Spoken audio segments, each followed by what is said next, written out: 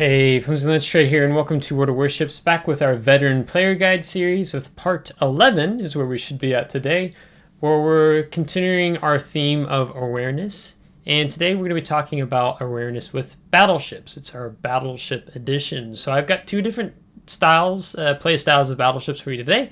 The first being a brawling mid-range to close quarters battleship, the Libertad. The second battle that I'll talk about is the Tier 10 British battleship, is the Conqueror, which is a mid to long-range battleship. So kind of like with the cruisers, I mean, the three things, it carries over somewhat similar, except a little bit different with the battleships, is first, and when we talk about battleship awareness, it really comes down to the type of ship you're playing. That dictates what kind of awareness you need to have or what's happening around you. Secondly is what is the enemy team lineup, what's your team's lineup, and thirdly, what's happening on the map. It's not as extreme for battleship players as it is for cruiser and destroyer players, because generally speaking, you're not up in the face of action. Normally your cruisers or destroyers will be a little bit closer to the action, and awareness is a bit more vital for those classes than battleships. That's usually why they say if you're not very good at playing the game, your best bet is to play a battleship. That will probably be the least harshest in terms of, like, if you are mindful of your stats, it is something that you want to be mindful of, then battleships is typically the better way to go. So what actually happened here in the chat, there's a division here with two Petropavlovsk, here with Doom. And the Petropavlovsk is supporting Doom, that meaning he's bringing his 12-kilometer radar on sea to help support, as well as his hydroacoustic search. I'm slowing down here. If anything pops up, I will take a shot. So with the first battleship we have here, the Libertad, the Pan-American secondary brawling battleship with, 12, 2, 4, 6, 8, 10, 12, 419 millimeter guns that aren't the most accurate. Hence why you normally want to play more within the mid-range, and mid-range is, I say at high tier, it's 12 to 15 kilometer. So this hits the first point. I'm talking about what type of ship we're playing. So in terms of the awareness, I'm aware that my ship is a close mid-range to close quarters.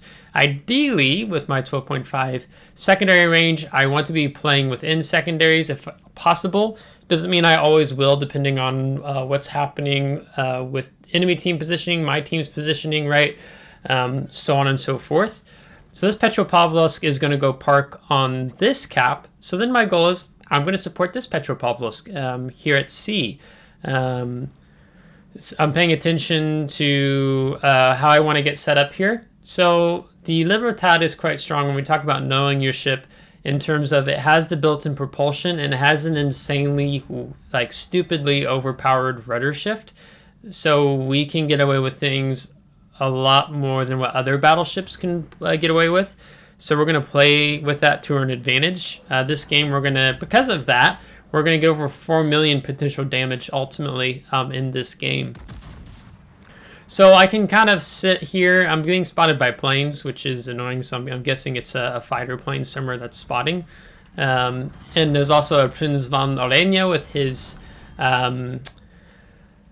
very hard-hitting, high explosive airstrike. Now, he doesn't pin my deck. I think he might pin my bow or stern, but he doesn't pin the 51 plating we have. But also with my propulsion, I can just simply walk it forward and easily avoid.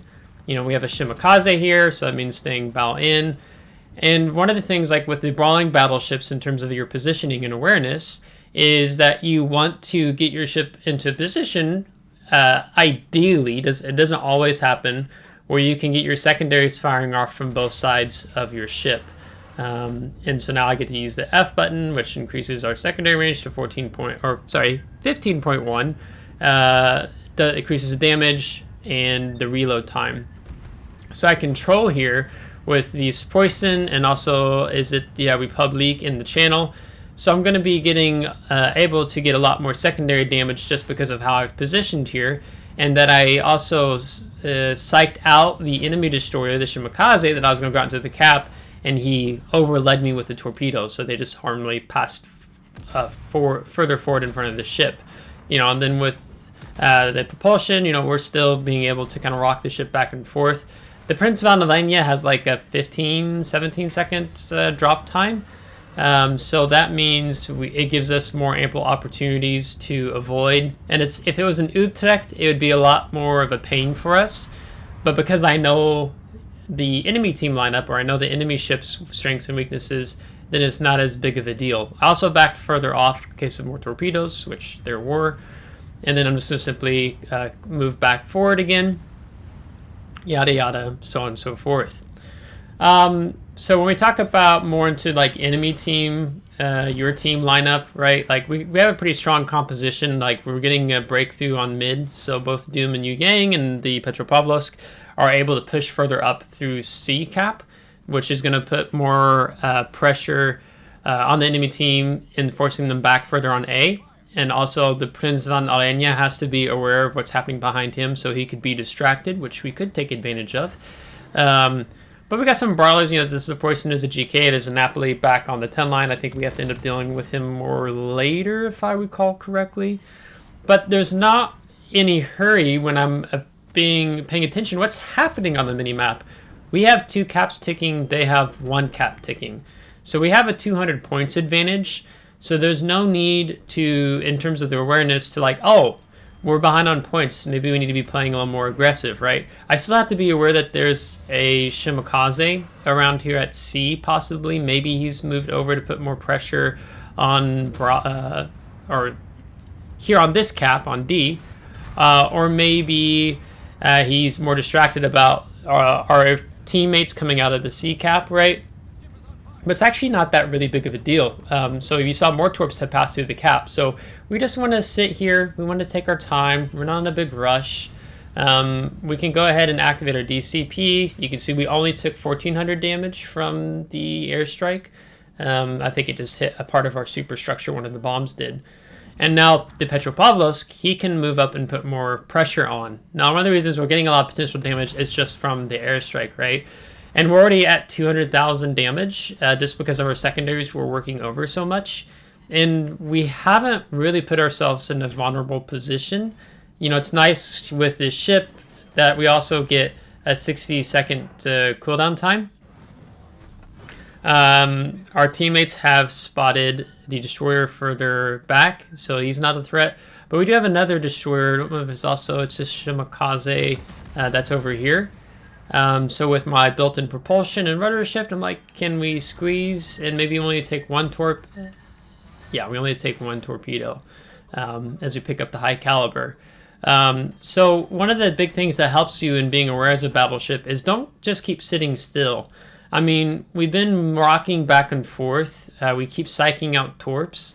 Now we backed off more because we are lower on our hit points. But in terms of the map control, when you look at the mini map, like what's happening on the map, the teams, we have almost the same exact. Was it both teams have lost 6? Well, we lost 5, they've lost 6. Now they've lost 7. But there's no pressure on us to make the move here. Like we can pretty much just play passively at this point. But I still have to deal with the Napoli, of course, which is frustrating. But we're going to keep backing off as the Prince van Oranje keeps feeding our potential damage because he keeps dropping airstrikes, right? So we don't have we lost the Petropavlovsk that was kind of help guarding here as well, but now we have this Poison here helping out as well. When we look on the mini map, I mean, we've got control, right? So there's nothing demanding of us. So I want to be able to go ahead and switch and get ready that this Prince van Oranje is sneaking around. I'm not detected at the moment. But now Poison's eating a lot of Shimakaze torps, so I think he kind of forgot that there was a Shimakaze in the area. So that's actually, like, even despite having a pretty good awareness overall, I'm not perfect all the time, of course, I didn't know that there was a Shimakaze sneaking in the back court. So when you're looking at awareness, it's also saying, hey, when I look at the mini-map, have all of the destroyers, in this game there was 3 destroyers, have all of them been spotted? or if there's one that goes unaccounted for, or maybe he hasn't spotted for 5 minutes, at that point he can really be anywhere. And that's really dangerous. Here I know the Shimakaze is back behind this island. I could just sit here. There's no need for me to go out past this island. I can just sit here, let our team flip C. I'm still detected, so I don't know if Shimakaze maybe has come maybe over to the left where I'm looking at. Is he further up in front of me to the right? I look on the mini-map, I've got another teammate who's on the 5 line, the Yoshino, so he's not really far over. So I'm a little uncomfortable because I don't really know necessarily where the Shimakaze is. So it's a touch and go for me. So I'm going to heal, and I'm going to look like I'm going to come out past the island, but I'm not. I'm going to go ahead and kill the throttle and slow down. And there I see the torpedoes. So now I know Shimakaze is somewhere out front of where I'm at. But I think there's only 2 racks, right? The other thing is we got to pay attention, how many torpedoes do we see in the water? The Napoli is just utilizing the island to protect himself from taking... I think he's just trying to farm more damage at this point. Like, totally get it. Game's lost, but can you get a little more stat padding happening before the battle ends, if you will? So I'm pretty sure the Shim is out in front of me, so I'm just going to stay bow in. And I'm still playing with the throttle, right? So again, we've juked the Shimakaze's torps, but he's going to have 2 more racks coming up here pretty soon. Sorry, let me take that back. I think those were Napoli torpedoes. So I let my guard down because I thought, oh, okay, we're okay. The Shimakaze repositioned. But those were the Napoli torps that we avoided. And Shimakaze, because he sees us so low, he has the frame of mind to go ahead and finish us off there. So I think we finished with like 1900 base XP that game. This game is different. This is a Conqueror, so we're going to be playing more mid-range to long-range. So what I'm looking at here on the mini-map, a lot of times I see Battleship players just struggling with positioning. Sometimes you see a lot of herd mentality. All the battleships go over to the 2 line rather than trying to support mid and the other flank. I mean, the flanks are most important for battleships to support. This game we have, I'm looking, there's 5 of us. There's 2 battleships off to my left, or is it 1? 1 off to my left, 1 right here in front of me. The Loria, he looks like he's pretty committed to go over to the flank. So I decide that I'm going to play more of a central positioning. The Vermont also looks like he's coming this way. So there's no need for 4 battleships to go over to the 1, 2, 3 line. So I'm going to play a mid position where I can support and shooting ships back here behind, Bravo cap in front of us. And if the enemy team decides to push down through C or on the 8, 9, 10 line, because we only have 1 battleship over there, I can do a decent job in trying to support. So the only thing I have to be mindful of as I get ready and setting up my positioning here is my broadside, right? So I kind of come back bow in. I'm not spotted right now, right? Everyone's too far away. I still want to take some shots on the Trump or spotted by planes. But I could have just stayed dark there if I wanted to, but it's always worth trying to trim down something like a Trump, and then I get spotted off and on by planes, which it's the planes by the Napoli, or double Napoli, excuse me. So I increase my speed there. No one's taking a shot at us. I'm trying to see if they're going to push down this 2-3 line, and if they don't really, they just kind of stall back there, then I'm just going to reposition and turn out here to the right and set up more to deal with the push that I kind of see looks like it's forming up on the C cap right now. So part of it is trying to have an awareness. Are you paying attention to what's happening early? Like, this moment sucks because Bungo with his 457s can definitely punish his broadside. So I'm going to try to get angled out as quickly as possible here, because with his high precision spotter, he can absolutely wreck our broadside here on Conqueror. But we seem to be okay. And looking again at the mini-map, I can see, yeah, they were forming up quite strongly on C, so it's a good thing that I kind of repositioned my ship with the guns. The biggest thing in terms of awareness that I see a lot of Battleship players struggle with, generally speaking, in the game, is this mentality, if you're not going full speed, then what are you doing? It's kind of like just trying to sit there and kind of work one position is really difficult. I feel like a lot of Battleship players are like, if I'm not moving, I'm dead, right? Here, kind of the beauty with a ship like Conqueror, it's this mid-range, long-range battleship, we can just, work our throttle lightly. If we keep constantly moving, you sail out, you turn broadside, you come back in, you turn broadside again, you sail out. All you do is you just give the enemy team a lot of opportunities to fire and shoot your broadside, right? Rather just sitting here, and Conqueror does good in terms of a ship that sets up well for pushes and handling pushes from enemy team, right? So I'm kind of set up. I can tank a lot of damage. We have these massive repair parties. So I can tank a lot of damage here if I exercise using my repair party well and my damage control party well, right? Also for the fact that we do quite well and we set a lot of fires. So we want to set permanent fires on pushes from enemy team coming in on our flank. So we're just going to kind of focus this Napoli, who just gets completely wrecked and not respecting the broadside. He was actually showing the Yamato, who just claps him. So that was really good. So actually it works out really well with the lineup that, I don't think the Yamato's going to make it. He's probably going to die out there because he doesn't really have much support. But I'm not going to sail further away, just now because I'm being shot. Like, I'm just going to keep using my throttle, going up, going down, going up, going down. Now, I do have to say, I get really annoyed with our submarine player. I ask him a question of, like, why are you back here with us? Like, it's much later into this game, which he responds, ironically, that we're not fighting.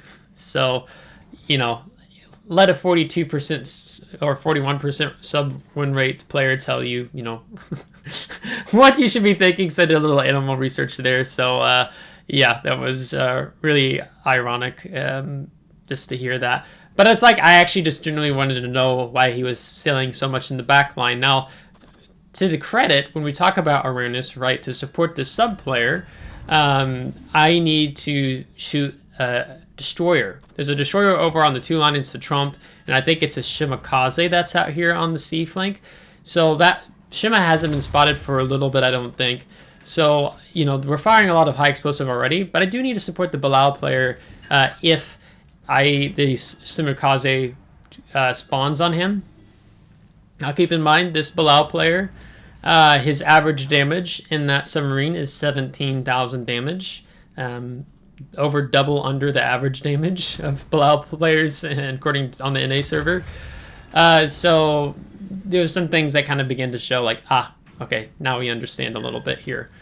This Napoli player keeps playing with, or both of them I think have, the other one's already dead. They play with their throttle a lot, but now his DCP's taxed, and I'm gonna sail further away from Napoli.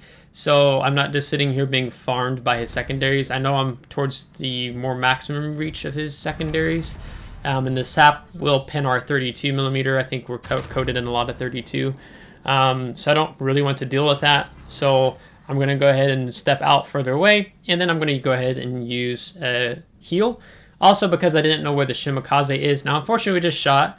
So I don't have a salvo ready for the Shimakaze. But our submarine player has done well in this moment. I think just by accident, he spotted the Shimakaze, which is fine. He's out between us and the enemy team, which is really where you want the submarine player to be, right? It's the most protected class outside of, I think submarine or CVs are the most protected class, but submarines are the safest class to play in the game because you just click your escape button whenever things get a little froggy, get a little hairy here. But what we really need on the flank is spotting. So we don't really have any spotting out on the 8, 9, 10 line now. We have a cruiser player I think it's a cruiser player on the H9 who comes back in. So it'd be great right now is if this submarine player went up on the 9 line and he actually pushed this Republic, and also if the Montana comes out of C out onto the 8, 9, 10 line like he's doing. then the submarine player is actually in an incredible position to farm both of these battleships really easily. But here we're just setting up for the push. Like our team's pushing on the 1, 2, 3 line. They're doing really good. So I just want to be able to like, the Republic just DCP'd. I think it was 1 fire, if I remember right. So now we just work to set a permafire on him. Now he has engine boost, but he's not consistently going full speed. He's kind of going back and forth. So I have to angle more to Republic than the Montana. I would be guilty of being punished by the 17-inch guns on the Republic. If I was focusing the Montana with my guns, that means I'm going to be showing a lot more broadside to Republic. But I respect Republic's 17-inch guns that it has, as I know he can easily punish me, right? So I can't be overzealous, and I think I get frustrated with the subs. I end up reporting him here. So I can't get overzealous, right? So we have tank 1.1. We've only done 100,000 damage. Now, in this instance, like the way that the Conqueror playstyle is you don't really do a whole lot with this ship. In terms of, you're not playing a lot of aggressive maneuvers with this. It's a more passive playstyle of a battleship, definitely compared to the Libertad. So this is ideal situation for Conqueror. There's no destroyer hunting us. I think the Trump's still alive, but Shimakaze is dead. And it's just us going to farm 2 battleships here. So we just really get to farm damage, and the Republic keeps overusing his damage control party, and he's using a lot of his heals. So we're going to be able to pick him off here and set a permafire on him. And I think the fire is just going to claim the Republic. And at the same time, because we've been angling our armor to Republic, it's pretty harmless. The Montana's not able to do a lot to us in this scenario. So now I want to reposition my forward main battery guns on the Montana, and then switch between high explosive and armor piercing. I think I end up firing an off salvo here, and not very accurate one. But again, like we don't have spotting on the 8, 9, 10 line, and that's kind of where the Bilal would be really exceptional right now if he was working the 8, 9, 10 line. So we're just going to patiently wait. Again, we don't need to win harder. If you're paying attention to what's happening in the battle, we have 700 points. Enemy team has, now we're 400 because our Loria just died. Now we're underneath 600. But we don't need to overextend ourselves in the situation. I don't have to push the Montana. The Montana has to push me, right? Because the Montana pops up his spotter plane to help him with his visibility, because he doesn't. We don't have any visibility on him, but he's just using his plane. I need to be able to not overthink and go broadside into Montana's, 12 406mm guns, heavy AP. Like that would suck for us, right?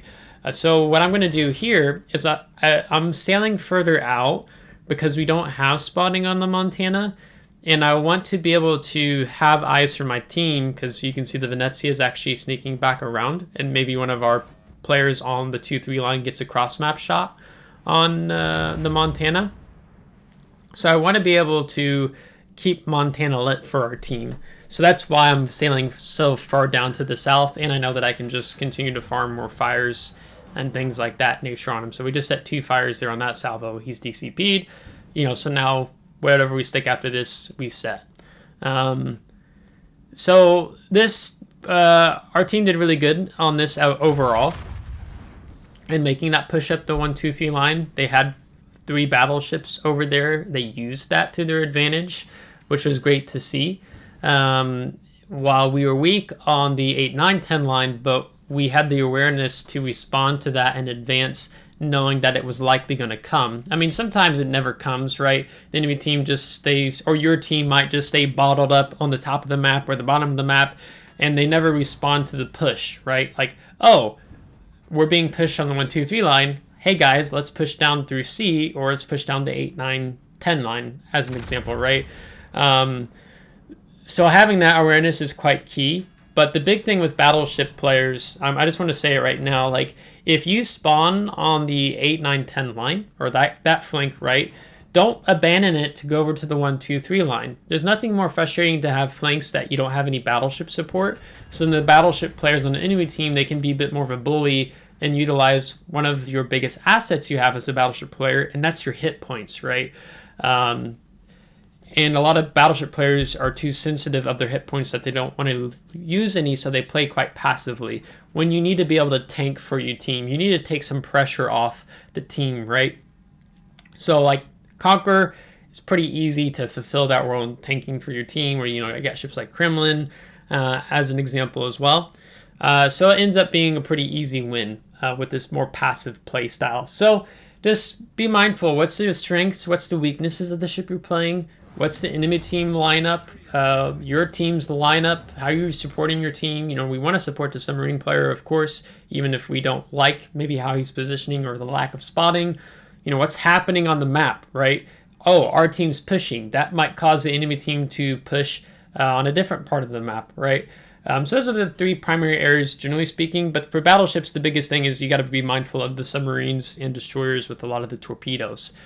So don't be idle and just sit still. Use your propulsion, move forward, move backward, right? But you don't feel like you have to constantly keep sailing and donuts. I see a lot of battleship players doing donuts all the time. You can work a position, just don't consistently sit still, right? As an example, whether you like him or not, if you watch Flamu, Flamu is really good about showcasing to keep moving. Don't sit still, whether they're in a battleship or a cruiser.